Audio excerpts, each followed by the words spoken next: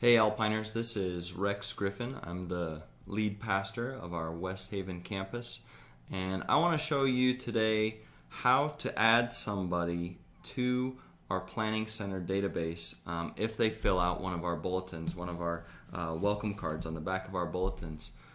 So it's really easy, and it's really useful to add them to our database. It's going to be a great way for us to help them figure out what are good next steps in their pursuit of God. So the first thing you want to do is open a browser, which I have open here, and you're going to want to go to planning.center. That's easy to remember. Just type in your browser's bar there, type in planning.center. It'll bring you here, and you can just click on login. And hopefully you'll have a login already, so you can put in your information there, your email address, type in your password. Mine are already there, so I'm just going to click go.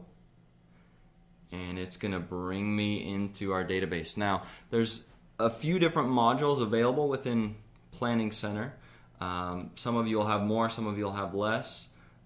This is our Kids Church check-in portion. That's not where I want to be, so I want to go to people. That's where we're going to add new people into our database. So this is kind of the dashboard of our where we keep all the people that are in our church.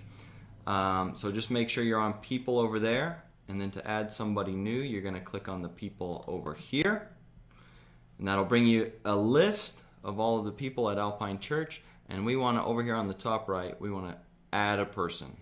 So click add person, and it's going to give you this little pop-up that says search for someone. And that's really handy because you don't want to add somebody that already exists. So let's say, for example, I'll search for myself. I'm already in there.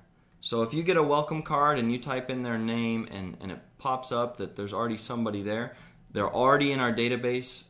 You don't need to create a new person. You'll just, maybe there's some information you want to update, that's fine. But a lot of people, when they fill out our bulletins for the first time, they're not in our database. So I'm just going to do an example here. Let's say somebody filled it out and his name was John somebody, and it says no one found with that name. So what I want to do is create a new person, add them into our church database. It automatically populates with his first and last name. That's great. And then just use that bulletin, whatever information they gave you, let's add to it. So John gave me his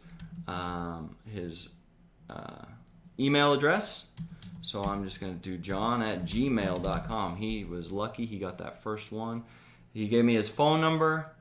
You can put whatever it is, 555-1234.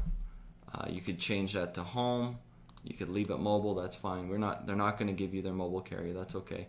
Give you their street address, 3000 Happy Lane, and he lives in Clinton, like me, Utah,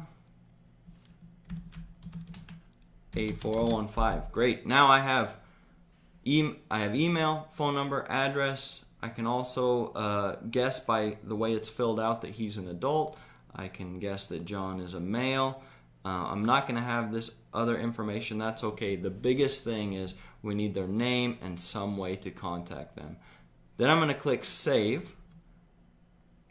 And John has been added to our database. This is great.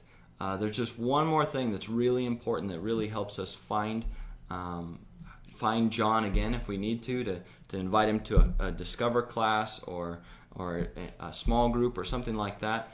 And we need to know what campus he's associated with. So the way you do that is once it gets to here, right here is his membership status.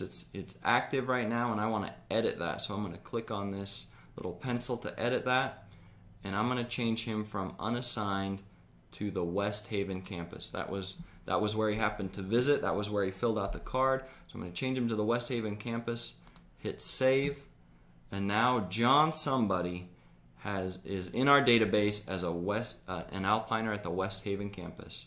So that's it. That's how you add somebody to the database. Pretty straightforward. You just got to remember to add the campus that they came to.